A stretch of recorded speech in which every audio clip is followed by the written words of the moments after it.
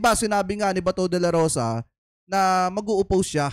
Ibig sabihin, tatanungin niya etong si Senate President Chis Escudero kung bakit ganon.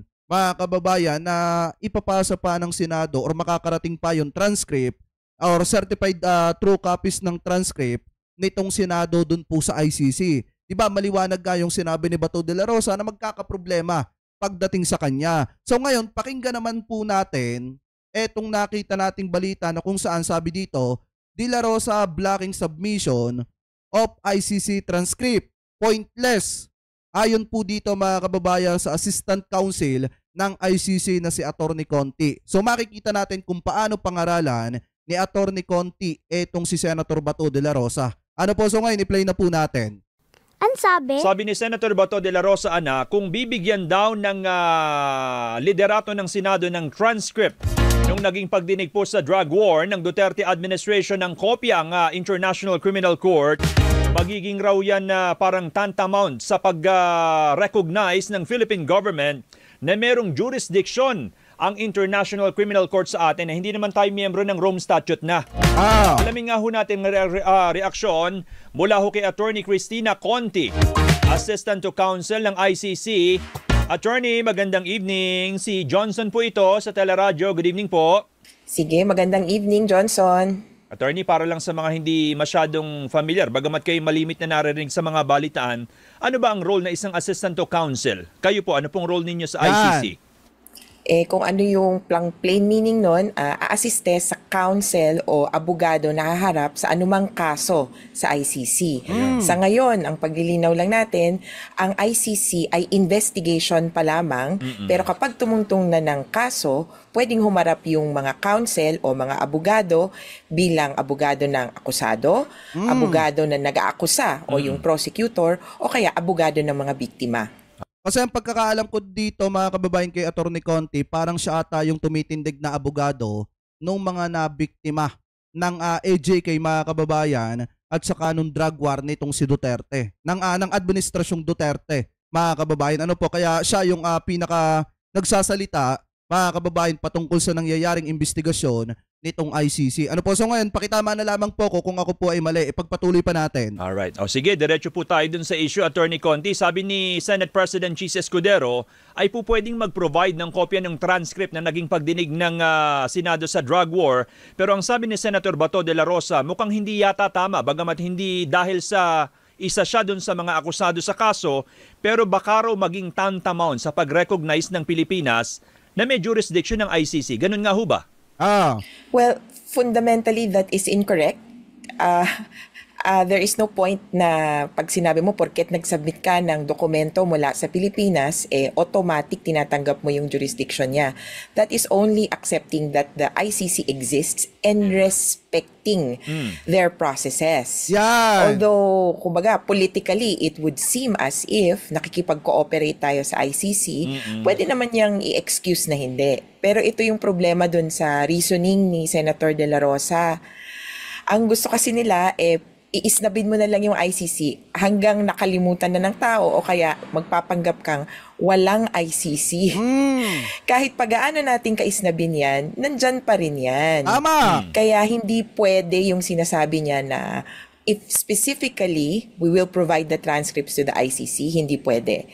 Ang transcript ng Senado ay public record. In fact, napanood na ng ICC yan, yung video. Tama, mga kababayan. Kaya nga kung titingnan natin, kahit umiwas si Bato de la Rosa, igiit niya ng igiit na walang jurisdiction ng ICC dito sa ating bansa, mga kababayan, naandyan pa rin yung ICC. At may mga biktima na naghahangad ng hustisya na nagtitiwala sa gagawing investigasyon ng ICC, mga kababayan. So ngayon, hindi pwedeng isnabin yan, mga kababayan. Hindi pwedeng sabihin ni Bato de la Rosa na paniwalaan niya ang mga tao at ang sarili niya na walang ICC at nakakalimutan na o kalimutan na ng taong bayan yung mga nabiktima. Ano po na naghahangad ng hustisya, mga kababayan. Ipagpatuloy pa natin. Videos and it's readily accessible. Ibang usapin na lang na kumbaga meron bang official transcript mula sa Senado. Kaya done deal na, pointless for Senator De La Rosa to block the submission of an ICC transcript, whether it is submitted directly by kasi ito pa yung malabo, no? Ang iniisip kasi niya, yung Senado daw ang magsasubmit directly. Yan. Pwede din naman na ibang tao ang magsasubmit sa ICC. Baka hindi niya naiisip yun ngayon. So kung hindi Senado... Yan kasi mga kababayan ang problema. Diba kung titingnan nyo sa mga paliwanag ni Bato de la Rosa, akala niya Senado mismo ang magsasubmit mga kababayan nung certified copies ng transcript or na pag-usapan dyan po sa Senado papuntang ICC. Hindi niya kasi inintindi yung sinabi ni Senate President at saka ni Senator Coco Pimentel na kahit sino pwedeng kumuha, mga kababayan, lalo na kung gagamitin ito for legal na usapin. So ngayon, pwede pala na itong si Atty. Conti kumuha ng transcript copy or certified copy dyan po sa Senado, mga kababayan, at pwede rin siya na ang magpasa mismo dun sa ICC. Kaya nga kung titingnan natin, di ba, parang pinapalabas ni Bato de la Rosa na bakit gagawin ng Senado na magsapubliko at magbigay sa ICC ng transcript, pero hindi niya naiintindihan na kahit sino pwede. Lalo na kung gagamitin yan, mga kababayan, for legal purposes. Ano po? Purposes. Ano po ngayon, ipagpatuloy pa natin. Directly ang magbibigay ng transcript sa ICC, ay sino ang pupwede? Kami.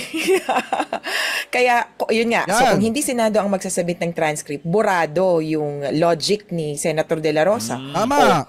The Philippines, kumbaga the Philippine government, is not recognizing the authority of the ICC.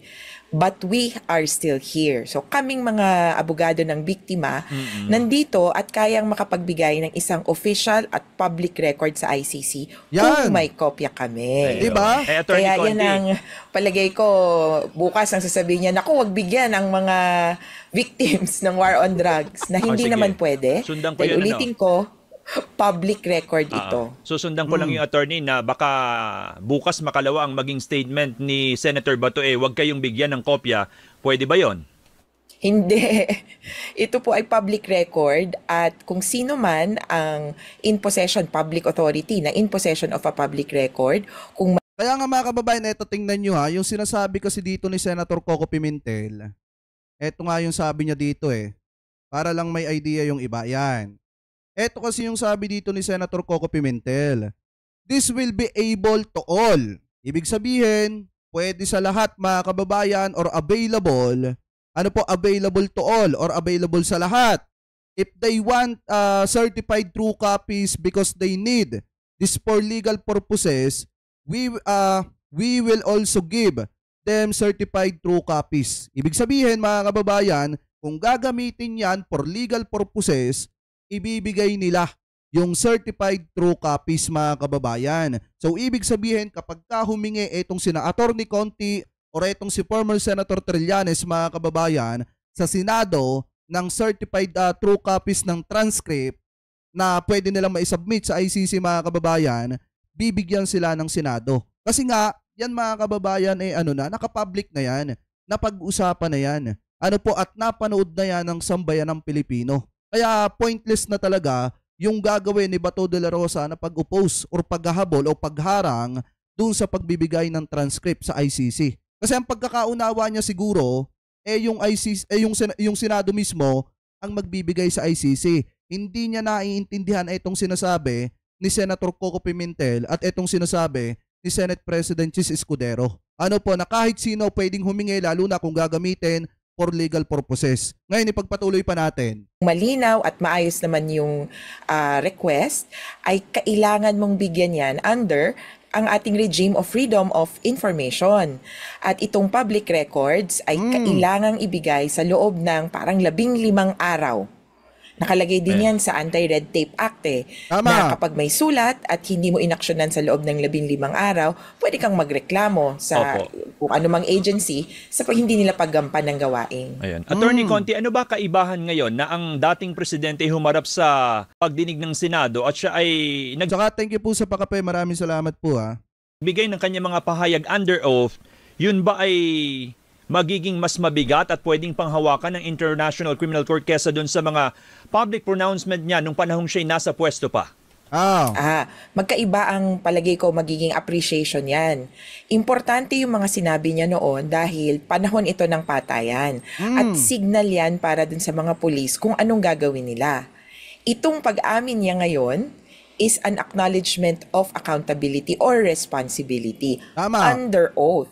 Kaya binaback up niya yung dating mga sinabi niya. Kaya, kumbaga, hindi ko masabi kung alin ang mas importante, pero altogether, yung mga statements niya, consistent dun sa, kumbaga, teorya na si Duterte ang nag-utos nitong mga patayan at siya ang in charge. Kumbaga, siya ang bahala. Sabi niya yon, di ba? Siya ang bahala sa lahat ng mga nangyari. Attorney Conti, baka naman sabihin di na kayo nasanay sa dating presidente. Palabiro ang dating presidente. Sabi ng mga kaalyado niya, intindihin nyo kasi kung ano yung sinasabi ng dating presidente. Ang mahirap, hindi mga kababayan, ang mahirap kasi kay Duterte, 'di ba, magsasalita siya dati. Kapag nagsalita siya at nagbigay siya ng pangalan ng ganitong klase ng mayor, mga kababayan, or drug lord sa ganito, asahan nyo na sa mga susunod na araw, talagang laman na ng balita na etong si ganito binawian ng buhay, si ganyan binira, mga kababayan, at si ganito habang nasa flag ceremony, tinira ng sniper. Kaya nga kung titingnan natin, kung iisipin yung mabuti, parang parang hudyat yon sa ating mga law enforcer na talagang gawin na nila yung kanilang trabaho kapag ka nagbibigay ng salita etong si Duterte. Yung mga binibitawan ni Duterte dati na biro, yun na yung nagsisilbing parang hudyat, mga kababayan, na itumba na si ganito, si ganyan, yung mga papangalanan ni Duterte, kailangan malinis na. Mga kababayan, ano po? So ngayon, ipagpatuloy pa natin. Doon yung siniseryoso Pwede ba yon? Hindi, under oath na ito. Siguro pwede nilang excuse yun dun sa mga unang sabi niya, nung mga statements pa lang bilang presidente. Kaya lang, ang hirap burahin sa isip mo na taken all together. Ay, Ma'am Libra, October 1 Squad Forever, pauna para sa pagdakip kay Bato. Mega love shoutout po sa inyo ha. Thank you po. Mega love shoutout po ha. Maraming salamat po sa pakapay. Ipagpatuloy pa natin. Lahat sinasabi niya, patayin, kill. Tama. Matutorya ka talaga nung panahon na yun Tapos ngayon, sa isang Senate investigation, kung saan dapat maayos kang makapagpaliwanag, nagloloko ka pa rin hanggang ngayon. May tinatawag kami sa batas na parang paano mo i-interpret ang sinabi ng isang tao. Plain and ordinary meaning. Hindi mo kailangan ng interpreter na parang beauty contest na may English, Spanish. Dahil hindi naman ibang lengguwahe ang ginamit ni Presidente Duterte. Nung sinabi niya, ako ang bahala dyan, ako ang may kasalanan, sagot ko lahat yan, malinaw na intindihan ng lahat. Ako ang bahala sa tokhang, may death squad. Ito ngang lahat mga police chief, death squad member. Diba? Walang malabo sa sinabi niya. Kung kailangan mo ng interpreter, magkakaroon lang ng interpreter or mangangailangan lang ng interpreter kung ibang lengguwahe. Pero in this case, tayo mga kapwa Pilipino na intindihan natin siya. Kaya malinaw yung sinabi niya. Alright. Kaya nga lagi nating sinasabi, hindi pwedeng gawing biro yung sinabi ni Duterte. Kahit pa sabihin na nagbibiro siya, nung panahon na presidente pa siya, ibang-iba po yung nagdaang hearing. Ano po, dahil under oath po, etong si Duterte na lahat ng sasabihin niya ay pawang katotohanan lamang. Kaya nung itinuro niya si Bato de la Rosa na member ng DDS, mga kababayan, hindi tuloy maiwasan ng taong bayan na paniwalaan. Ano po, dahil nga under oath etong si Duterte. At lahat ng sasabihin niya pwedeng gamitin din laban po sa kanya. Ano po ngayon, ipagpatuloy pa natin. Attorney Conti, balikan ko lang yung binanggit mo din kanina. Sabi mo baka mas malamang sa hindi, napanood naman na ng International Criminal Court yung kabuuan ng naging pagdinig po ng Senado. Kailangan pa ba na kumuha sila ng official document or transcript from the Senate? Hindi absolutely required at this stage. So, investigation, kailangan nilang kumalap ng impormasyon. Nakarating na sa kanilang impormasyon. Pero alam nyo, palagay ko, paghahanda ito para sa trial. Dito kasi sa trial, kailangan mong isumite or kailangan mong iharap yung ebidensya. Kaya kung ika-qualify na ebidensya yung mga statements niya ngayon, magandang meron kang official transcript, certified true copy. Yan ang ginagawa sa korte kaysa sa manood kayo ng buong video di ba? Tsaka sa record, mapupunta yan ng talagang kailangan may nakasulat kaysa sa kumbaga video lang. Kaya importante ang certified true copy din dahil ibig sabihin authenticated Sigurado kang totoo, sigurado kang accurate. Walang walang mali-mali. O kaya hindi yan AI generated na transcript o kung sino lang na hindi kwalipikado na nagkumuha. Kaya yung certified true copy, it certifies, it authenticates the document. Ngayon naiintindihan nyo na mga kababayan, kaya nangangatog ang tuhod ni Bato. Kaya biglang nag-iba, mga kababayan, ang pag-iingay nitong si Bato de la Rosa dyan po sa media. Kaya mas tumindi yung mga pagpapa-interview niya ngayon at pagsasabi niya na kakausapin niya itong si Senate President para para habulin o kung mahahabol niya pa etong pag sa publiko nung transcript, mga kababayan, yung certified copies. Kasi nga napakahalaga po niyan sa ICC. Ngayon, sinabi ni Senator Coco Pimentel na available po sa lahat yung transcript record or yung certified copies, mga kababayan, basta gagamitin for legal purposes. Kaya nga kung makikita nyo, gano'n na lang katindi yung pagsasalita ngayon ni Bato. Kasi alam niya din na mahalaga para sa ICC yung transcript, mga kababayan, na naka-certified copies. Anyway, ipagpatuloy pa natin. Attorney Conti, sabi dun sa mga balita, last week pa raw, sabi ni dating Senator Antonio Trillanes na i-transmit na sa ICC yung kopya ng transcript ng Senado. Posible naman yon kasi sa status nga ngayon ng investigation, ang kailangan lang naman nila ay information. Yung transcript na pwedeng makuha niya sa Senate, di ko lang alam kung gaano kasi kabilis gumawa ng transcript yung Senate. Kung nakuha niya sa Senate o kaya may ibang nag-transcribe, kaya namang i-verify sa pamamagitan ng panonood ng video. So sa ngayon, ang kailangan lang nila ay impormasyon, pasado yan. Kalaunan lang, itong transcript na galing sa Senado, certified true copy, magiging issue malamang kapag nasa trial na. Kasi sa trial, inaasahan ko magkakaroon dyan ng denial. Hindi ko sinabi yan. Ako. Na ano lang kayo, na malikmata lang kayo, hindi ako yon. Kaya pwedeng maging question yan ng kung sino mga akusado. Na hindi ko sinabi yan, hindi ako ang nagsabi niya. Attorney, bagamat sabi mo ngayon, nasa proseso pa lamang naman ng investigation. After the investigation, anong susunod? Trial. Kaya yun yung medyo excited na kami kasi lagi nga namin sinasabi, sa ngayon, ang puwang talaga ay para sa mga investigator. So parang ito yung ginagawa ng mga pulis o kaya ng prosecutor. Alamin, meron ba talagang krimen na naganap? At sino ba ang may kasalanan dito? Nandito sa ICC ang stage na sino ba ang may pinaka-may kasalanan, pinaka-responsable. At ang kailangan lang iturol para maihain yung reklamo para sa korte, kumbaga, sino nga ba ang pinaka? Umamin nung Senate investigation, nung Senate hearing, sabi, siya daw. Kaya importante yung transcript talaga nitong hearing na ito, kalaunan sa trial. Tama. Pero attorney, di ho ba sa trial kinakailangan magkaroon ng jurisdiction yung korte doon sa sinasakdal? So anong kailangan mangyari? Alam mo, Johnson, hindi issue ngayon ang jurisdiction ng ICC sa Pilipinas. Noong January last year, tapos July. Kailangan ba na magkaroon ng jurisdiction ng ICC doon sa... Yes. Oo. Kailangan may jurisdiction ng ICC at nagkaroon na ng question tungkol dyan.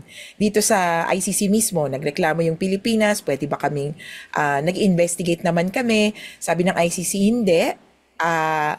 Pwede kaming magpatuloy ng investigasyon kasi yung investigation na ginagawa niyo dyan, hindi masyadong klaro. Tama. Ngayon, actually, ito yung problema ng Pilipinas, ha? Naku, makakakuha sila ng tip nito, Baka hindi naman nanonood. Hindi malinaw at maganda yung question nila sa jurisdiction. Pangit yung pagkaka-layout ng arguments nila, kumbaga pangit yung pagkakasulat ng submission nila sa ICC. Kaya yung majority opinion, so may dalawang opinion naman actually, may majority tsaka dissenting. Yung mas marami sa ICC judges na nagtalakay nito, ang sabi, actually, the matter of jurisdiction is not well placed. It's not questioned entirely. Kaya we can continue with this investigation until there is another question over jurisdiction. At this point, ibig sabihin, patuloy na meron pa ring jurisdiction ng ICC under the Rome Statute, Article 127. Kaya, kumbaga, legally, talagang pwedeng magpatuloy yung investigation ng ICC. Si Senator Bato lang siguro ang nag-iisip na politically pwede niyang ilusot na, yun nga, huwag nating pansinin yung ICC, mawawala na lang yan. Hindi ganun yun. May time Kaya pala mga kababayan, 'di ba? Minsan eto lagi ko naman tong inuulit sa inyo. 'Di ba pagka na-interview etong si Secretary Boying, kaya pala lagi niyang idinidiin na hindi tayo makiki-operate pero wala tayong control. Hindi natin sila pwedeng pagbawalan na mag-imbestiga. Kasi mga kababayan, eto si Bato de la Rosa nga lang naman talaga ang nagsasabi na wag pansinin ng ICC kasi walang jurisdiction ng ICC dito sa Pilipinas. Pero kung pagbabasihan po kasi natin, yung ginagawang pagpapatuloy na investigasyon ng ICC, talagang tumutugma ito sa sinabi ni Secretary Boying na wala talaga tayong kontrol sa kung ano ang gagawing hakbang ng ICC. Kahit pasabihin ni Bato de la Rosa na walang jurisdiction ang ICC dito sa Pilipinas. Ano po ngayon ipagpatuloy pa natin? timeline bang sinusundan ng ICC dyan para umusad yung kabuang proseso hanggang umabot ng trial? Sa investigation, wala eh. Wala. Kasi ang sabi nila, kailangan makuha mo hindi quantity, kundi quality of evidence. Tama. So, kailangan makamit mo yung pinakamalinaw na ebidensya, pinakamaayos, bago ka tumungtong ng trial. Yung ibang area, yung ibang situation, umaabot talaga ng taon. Actually, medyo mabilis na nga raw itong atin na within 2 years, may medyo linaw na yung investigation. Kaya sabi namin, intay-intay lang ng konti at lalabas din naman yan kalaunan. Alright. Attorney Conti, maraming salamat sa oras po ninyo at sa mga paliwanag. Magandang gabi at mag-iingat po kayo. God bless you. So eto kung makikita nyo mga kababayan, napangaralan pa si Bato de la Rosa dito. Kasi nga, kapansin-pansin talaga yung paliwanag ni Bato de la Rosa na huwag pansinin. Parang sinasabi niya sa publiko, huwag kayong mag-alala. Huwag niyong pansinin ang ICC kasi wala silang jurisdiction dito. At kung makikita nyo mga kababayan siguro, kaya naging maingay si Bato de la Rosa sa media kasi hindi niya naintindihan yung sinabi ni Senator Coco Pimentel na available para sa lahat yung certified true copies nitong transcript mga kababayan. Basta gagamitin for legal purposes. At siguro hindi niya naman naintindihan din yung paliwanag ni Senate President mga kababayan. Akala niya kasi mismong Senado ang magbibigay ng certified true copies dun po sa ICC. Pero hindi niya alam na naandi dito sina Atty. Conti, sina former Senator Trillanes at yung iba pa na may kakayanan na magpaabot at may kakayanang humingi ng certified true copy sa Senado at magpaabot doon sa ICC mga kababayan. Ano po? So ito yung problema kay Senator Bato de la Rosa. Salita siya ng salita. Ano po sa media, pa-interview siya ng pa-interview, sagot siya ng sagot, puna siya ng puna, hindi naman niya naiintindihan. Kaya siya nasusoplak mga kababayan nitong si Atty. Conti. Ano po? So kayo, ano po ang komento nyo mga kababayan? Hingil po dito sa topic na ito na tinalakay po natin. Ano po ang masasabi nyo? Hingil po mga kababayan dito sa mga naging paliwanag ni Atty. Conti. Ano po at ano po masasabi nyo? Hingil po dun sa interview ni Bato de la Rosa na kung saan mga kababayan todo depensa siya dun sa mga paliwanag nitong si Duterte at todo hugas kamay siya mga kababayan at todo paglihis yung mga sinasabi niya, paglihis sa totoong usapin na dapat managot sila sa ICC. Ano po at panagutan nila yung paglabag nila sa karapatang pantao nung panahon na sila pa yung nasa sa kapangyarihan. So comment below na lamang po mga kababayan